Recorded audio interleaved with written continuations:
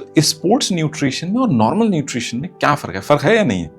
जब हम normal kid या रेगुलर किड की बात करते हैं तो उनका जो न्यूट्रिशन है दैट इज फोकस्ड टुवर्ड्स कि उनकी डे टू डे एक्टिविटीज को थोड़ा सपोर्ट मिले। तो जो एथलीट्स आते हैं हमारे पास, उनके साथ challenge, I wouldn't say challenge but एक डिफरेंस है, वो ये है कि उनको ग्रोथ भी उनकी इंश्योर करनी है, प्लस जो इनके ऊपर एक फिजिकल लोड बहुत ज़्यादा होता है in terms of training, workout session, सारी चीज़ें, तो हमें उसके लिए भी एक एक्सटर्नल सपोर्ट देना पड़ता है। तो जैसे एनर्जी रिक्वायरमेंट हो गया, वो उनका बहुत हाई है।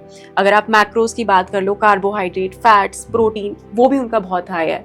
एंड इनफैक्ट इनका वाटर इनटेक भी बहुत हाई है। तो इसीलिए एक बहुत ही कॉन्शियसली हम लोग को भी एक हैबिट इंस्टिल करनी पड़ती है। अब अगर मेरी 1 घंटे की ट्रेनिंग है तो मुझे 500 ml पीना है, 2 घंटे की है तो मुझे 1 लीटर पीना है। तो डिहाइड्रेशन बहुत ज़्यादा कॉन्सेंट्रेशन पे भी इफेक्ट करता है। सो डिहाइड्रेशन तो हम एक्चुअली बिल्कुल भी अफोर्ड नहीं कर सकते।